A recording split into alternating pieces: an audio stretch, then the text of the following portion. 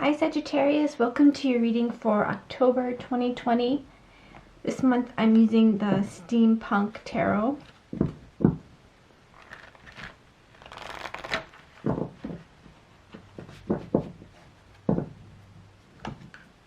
I like the imagery in this deck for this time of year. To me it feels very fall and Halloween. The steampunk costumes.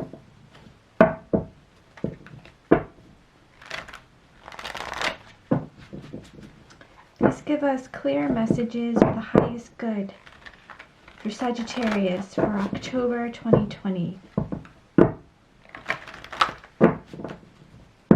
Okay, let's do some reversals.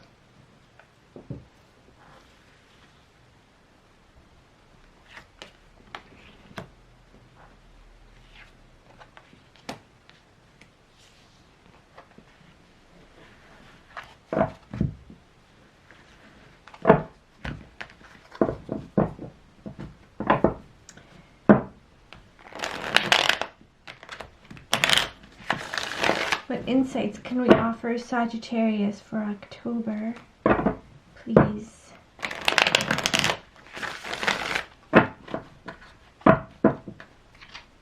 One more shuffle.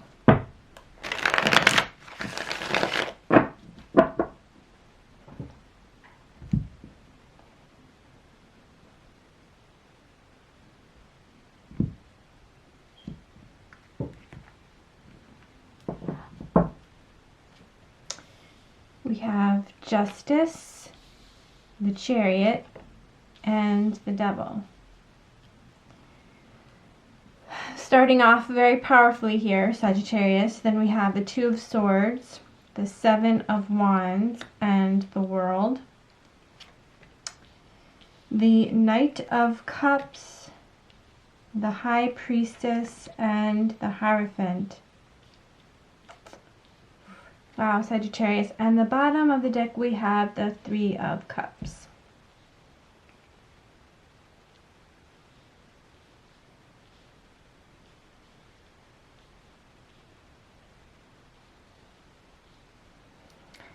So right smack in the center you seem to be holding your ground here with the Seven of Wands. There seems to be a lot of ideas, a lot of people, a lot of distractions that are wanting to tempt you away from your stance, from your goal, and you're holding your ground and defending yourself, taking the high road, doing what feels right for you. And then let's see what these surrounding energies are. We have the Justice, Chariot, and the Devil here. Some very powerful cards, some major arcana. The Justice seems that these scales are being balanced. Karma has been paid. And therefore we can move forward. Move forward beyond the Devil here. Move forward. It feels like clarity and justice has been served.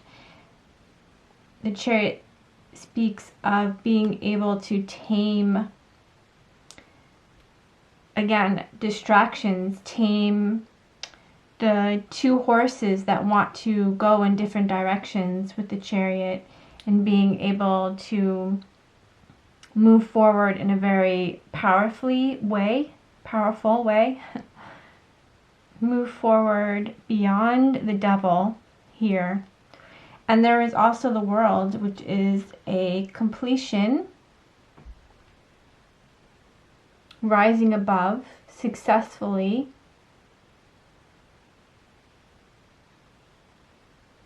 There's a celebration of self here, completing a cycle, a difficult cycle,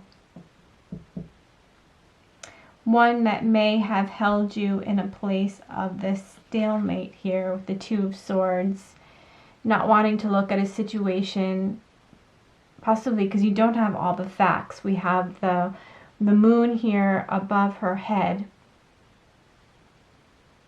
Not wanting to move forward, not wanting to make a decision because we see she has this blindfold. Yep, blindfold on her face, over her eyes.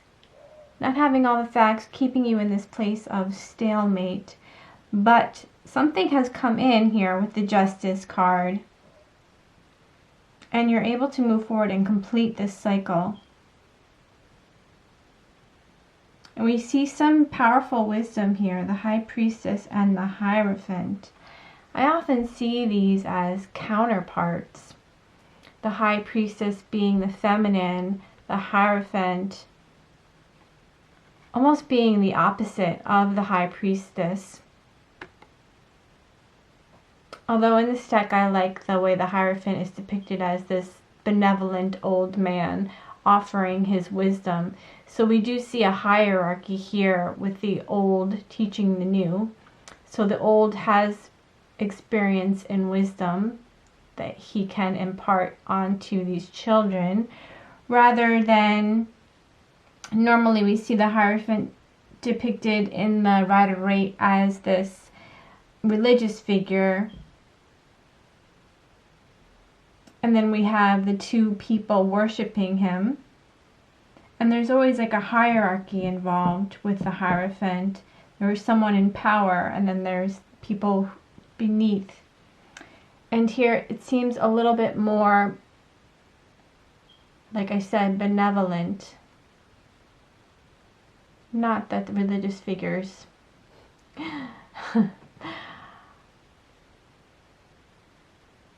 but here he seems trustworthy, and these kids are listening to what he has to say. But you know, kids, they make up their own minds. And the High Priestess is someone who has a lot of wisdom, but she keeps it to herself. The High Priestess is more of a feminine energy. It brings wisdom to her. She absorbs wisdom. She's like a keeper. Whereas the Hierophant is someone who tells his story here. He imparts wisdom. So that's an interesting dynamic. So we're going from learning, keeping, from a place of a feminine energy,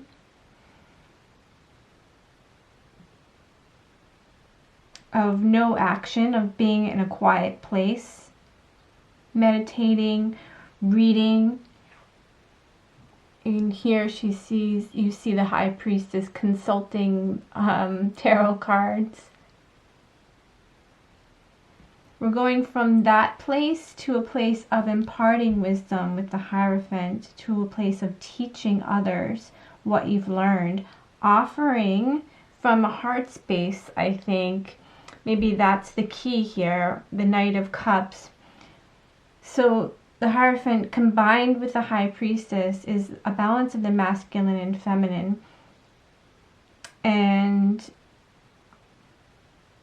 in doing so, being able to make an offer from the heart space rather than from the mind or from a place of power, which is how I often see the Hierophant. He has the power because he's in a position above others. So I sometimes see this as like a patriarchy. But combined with the High Priestess, there is a balance happening, which is really positive. I think that whatever you went through here with the Devil, I think the karma that has been paid and the cycle that you're closing out is bringing you to this place of balance, bringing you to this place of wisdom, that you are now able to assume this place of power and have the confidence to impart your wisdom, but not from a place of power, but from a place of heart space, from a place of experience and compassion, because it seems that you have gone through a similar experience here. And beneath we have the Three of Cups.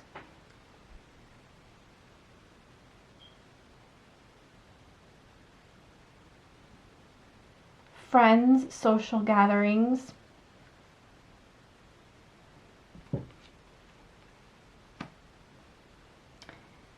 As the underlying card, Three of Cups sometimes speaks of enmeshment with our social circles or with the people that we're with. In the traditional deck, you can't really distinguish the three characters because they are so similar and they are depicted as being so close together. This could also speak of the importance of being an individual and standing out from your friends, standing out from the traditional socially accepted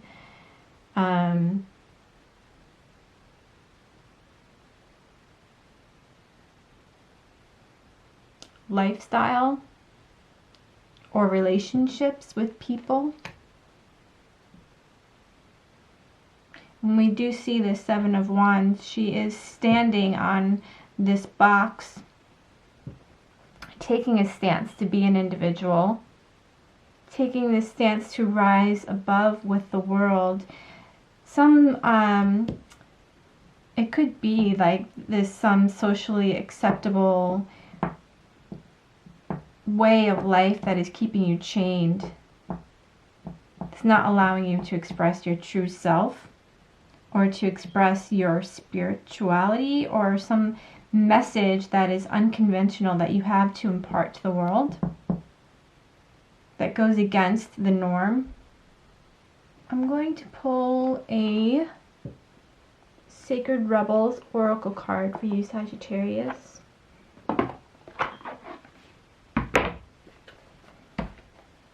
This deck is by Alana Fairchild, and the artwork is by Autumn Sky Morrison.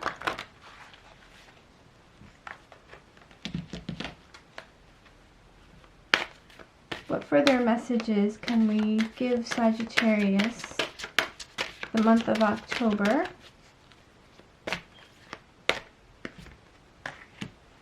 Collaborative dreaming.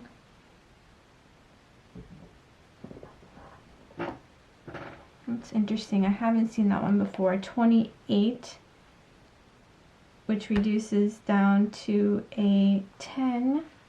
Number 1, collaborative dreaming.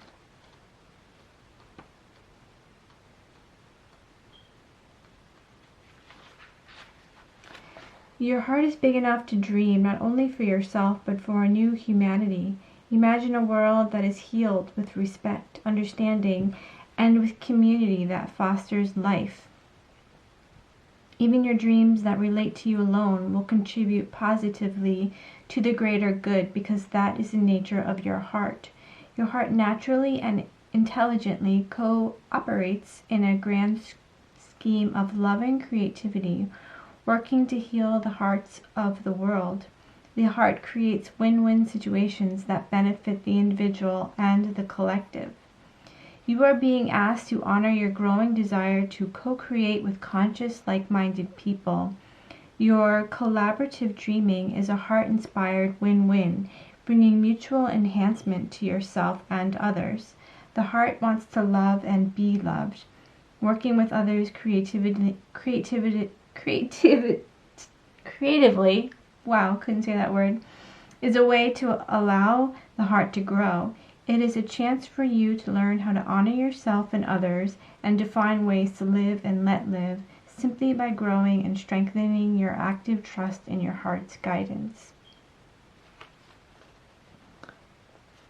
And this is the whole message, which you can pause the video and read on your own.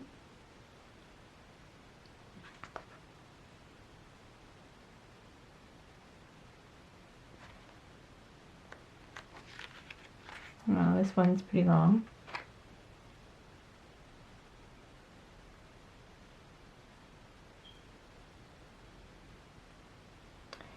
The healing process says, imagine a chain of paper dolls all connected forming a circle. Imagine that the circular chain of paper dolls can be filled with a beautiful golden light which begins in the heart of each paper doll. The light shines out and shimmers, making the paper dolls radiant, shining and golden. Imagine a feeling of love, connection, help, and goodwill shining along with the golden light. Stay with that image or feeling as long as it feels good for you, then simply open your eyes and you have completed your healing process. You know, that actually is reminding me of this Three of Cups energy that I was saying, how in the deck, the Rider-Waite deck, the three figures are depicted almost as one, and that you can't tell the difference between the one from the whole. And I think that's perfect for this. So when you heal yourself and when you work creatively with others, you're actually healing the group.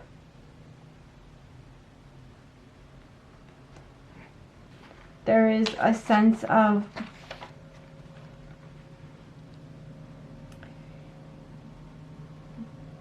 what it says, imagine a world that is healed with respect, understanding, and with community that fosters life.